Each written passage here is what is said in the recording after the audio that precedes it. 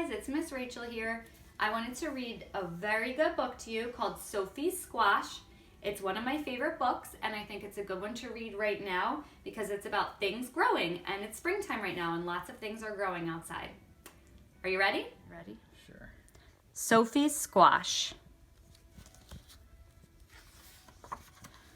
One bright fall day, Sophie chose a squash at the farmer's market. Her parents planned to serve it for supper, but Sophie had other ideas. It was just the right size to hold in her arms, just the right size to bounce on her knee, just the right size to love. "I'm glad we met," Sophie whispered. "Good friends are hard to find." At home, Sophie used markers to give her squash a face. Then she wrapped it in a blanket and rocked it to sleep. When it was time to make supper, Sophie's mother looked at the squash. She looked at Sophie. "I call her Bernice," Sophie said. "I'll call for a pizza," said her mother. After that, Bernice went everywhere with Sophie. To story time at the library, to visit other squash at the farmer's market, to practice somersaults by the garden. Every night, Sophie gave Bernice a bottle, a hug, and a kiss. "Well, we did hope she'd love vegetables," Sophie's mother told her father. "Shh," Sophie said. "Bernice is sleeping."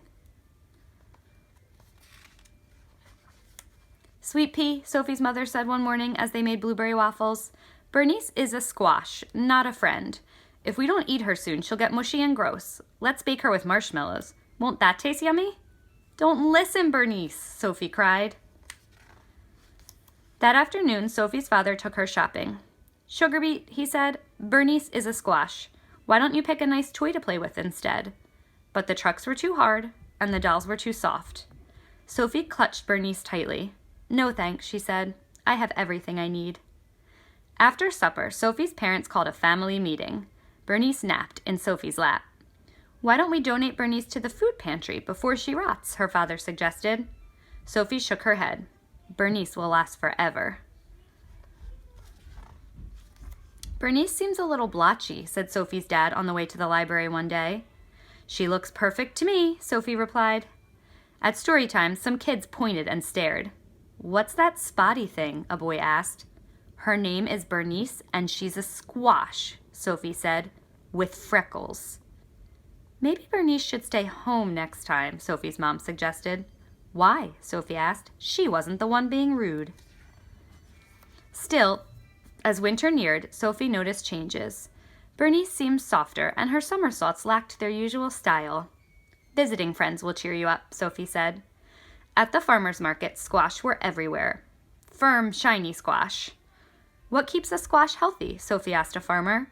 "It's simple, really," he said. "Fresh air, good clean dirt, a little love." Well, Sophie thought, I have all that. At home, Sophie cleared leaves from Bernice's favorite spot. She made a bed of soft soil, tucked Bernice in, and kissed her goodnight. "Get better soon," she whispered. That night, while Sophie slept, the wind whistled and tiny snowflakes fell. When she awoke, the world was covered in white. "Do you think Bernice is cold out there?" Sophie asked her mother. "I'm sure she's warm and cozy under her snow blanket," her mother replied. Sophie gazed out the window all morning. She was still there in the afternoon when her father came home with a surprise. "You need a new friend," he said. "Meet Ace." Ace was nice, but boring. He just swam around and around in his bowl. But during the long winter, Sophie discovered that Ace was a superb silent reader who did fabulous flip turns, and he always listened politely when she talked about Bernice. When the snow finally melted, Sophie rushed to the garden. The only thing there was a small green sprout. It looked strangely familiar. "Bernice," Sophie said, "how was your winter?" After that, Sophie, Ace, and Bernice ate lunch together every day. One bright summer morning, Sophie somersaulted across her yard, landed by the garden, and stared in disbelief. Bernice had grown 2 tiny squash. "Wow," Sophie told them, "you look just like your mom."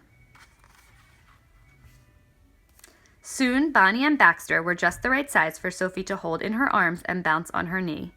Just the right size to love. So that was Sophie's Squash. So Sophie tucked her squash Bernice into a blanket of soil, and Bernice slept there all winter. And then in the spring, she grew. She grew back as a plant, and she grew 2 little squash babies. That's why I love that story. I think it's very cute.